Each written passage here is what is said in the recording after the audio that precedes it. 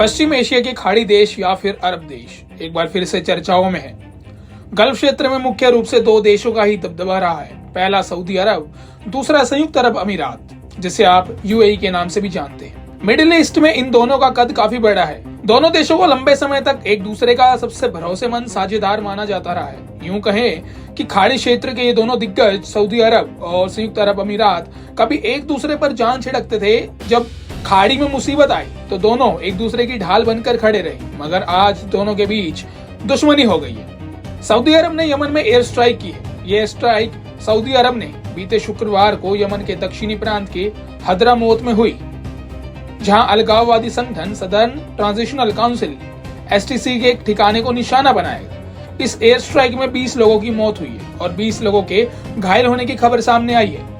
STC Yemen का एक अलगाववादी संगठन है जो कि यमन के दक्षिणी हिस्से को आजाद कराने के लिए जंग लड़ रहा है।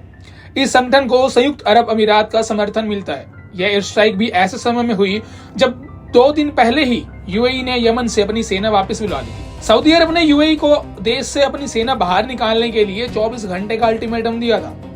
यमन में सऊदी अरब और संयुक्त अरब अमीरात में ठन गई है। सऊदी अरब ने 2 दिन पहले मुकल्ला बंदरगाह पर उतरे हथियारों और सैन्य वाहनों पर भी हवाई हमला किया। इसके बाद पता चला कि ये हथियार और वाहन यूएई ने यमन के अलगाववादी संगठन एसटीसी के लिए भेजे थे। सऊदी अरब ने यमन पर क्यों हमला किया?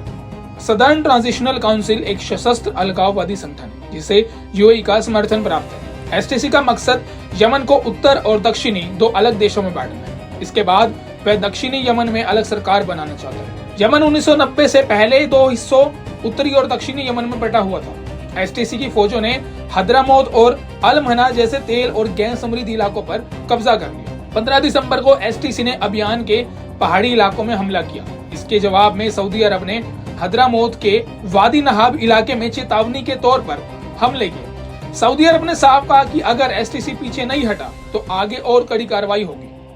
यही कारण है कि 2 दिन पहले सऊदी अरब ने मुकल्ला बंदरगाह पर एसटीसी के अड्डों को निशाना बनाया था। इसी हमले के बाद सऊदी अरब और यूएई के बीच तनाव पैदा हुआ।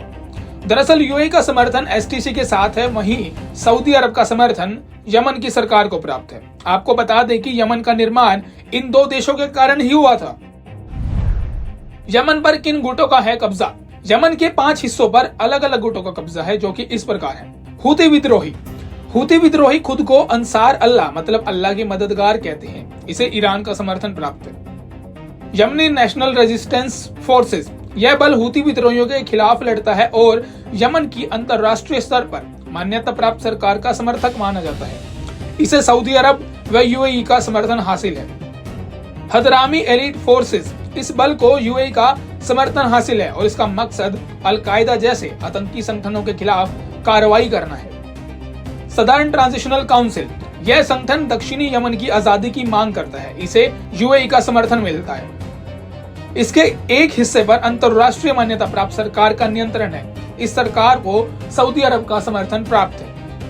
यमन के इस विद्रोह ने पश्चिमी देशों के बीच तनाव बढ़ा दिया है। सऊदी अरब और यूएई के बीच अगर यह लड़ाई लंबी चली तो पूरी दुनिया पर इसका असर देखने को मिलेगा। फिलहाल के लिए इस खबर में इतना ही। देश और दुनिया की तमाम बड़ी खबरों के लिए देखते रहिए पंजाब केसरी टीवी।